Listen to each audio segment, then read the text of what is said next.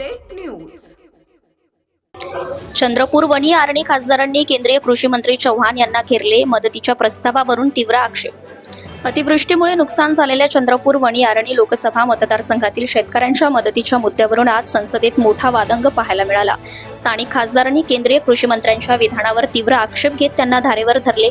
काय आहे नेमके प्रकरण? केंद्रीय कृषी मंत्री श्री शिवराज सिंह चौहान यांनी संसदेत उत्तर देताना राज्याच्या मदतीचा प्रस्तावच पाठवला नाही.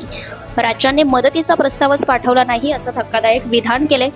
तर कृषी मंत्र्यांच्या या विधानावर खासदार महोदयांनी त्वरित आक्षेप नोंदवला. त्यांनी थेट प्रश्न विचारला की जर राज्याने प्रस्ताव पाठवलाच नसेल तर केंद्र सरकारने नुकसान भरपाईची मदत कशी जाहीर केली?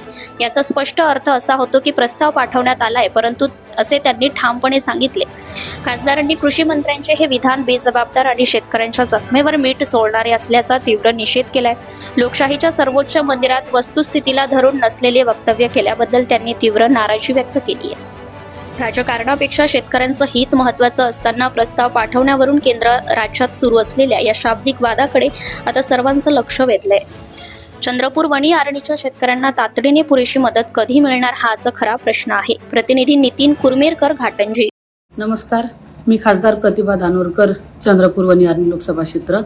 काल अतिवृष्टीच्या बाबतीत माझा लोकसभेत प्रश्न होता आणि माझ्या प्रश्नावरती उत्तर देत असताना कृषी मंत्री शिवराज सिंग यांनी सांगितलं की असा कुठलाही अतिवृष्टीच्या मदतीच्या बाबतीचा प्रस्ताव हा राज्याकडून आम्हाला आला नाही.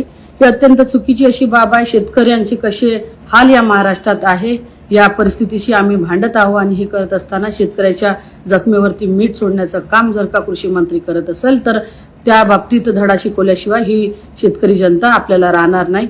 असं होणार नाही. 100% प्रस्ताव हा महाराष्ट्र शासनाने केंद्राकडे पाठवला आणि प्रस्ताव पाठवला म्हणूनच तुम्ही राज्यासाठी मदत जाहीर केली. जर का कुठल्या पद्धतीचा प्रस्ताव केंद्राकडे आला नसता तर केंद्राने या ठिकाणी महाराष्ट्रासाठी मदत जाहीर केली नसती. पण आज जबाबदार लोकप्रतिनिधी कृषी मंत्री जर का अशा पद्धतीचं वक्तव्य करत असेल तर ही अत्यंत चुकीचं आहे. Subscribe now and press the bell icon. Never miss an update.